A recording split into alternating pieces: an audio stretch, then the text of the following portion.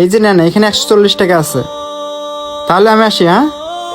আচ্ছা ঠিক আছে, আবার আসবেন। স্যার স্যার জি, কিছু বলবেন?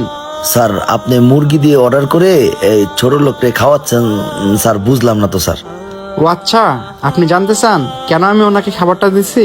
আসলে আমি ওনাকে কেন খাবারটা দিচ্ছি সেটা বড় কথা না, তার থেকে বড় কথা হতেছে এটা, আপনারা দুজন মিলে তার সাথে যে খারাপ আচরণটা করলেন, সে কি মানুষ না? আর আমি খাওয়া শেষে আপনাদেরকে কিছু টাকা টিপস দিয়ে যাই বলে আপনারা দুজন মিলে আমাকে যেভাবে আপ্যায়ন করা শুরু করে দিচ্ছেন, আর ও গরিব দেখে কি ওকে মানুষ মনে হয় না আপনাদের? শোনেন ভাই, একটা বিষয় মাথায় রাখবেন, সেও মানুষ আমিও মানুষ, হয়তোবা তার কাছে টাকা পয়সা একটু কম আছে, আমার কাছে বেশি আছে।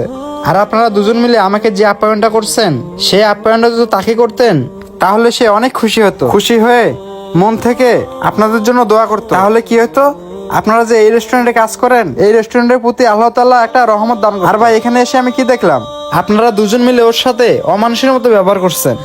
আর ভাই, আপনাকে আমি এত কথা বললাম, মনে কষ্ট পাইয়েন না। আর একটা কথা শোনেন, গরিব অসহায়দেরকে ভালোবাসলে আল্লাহ তাআলা খুশি হন।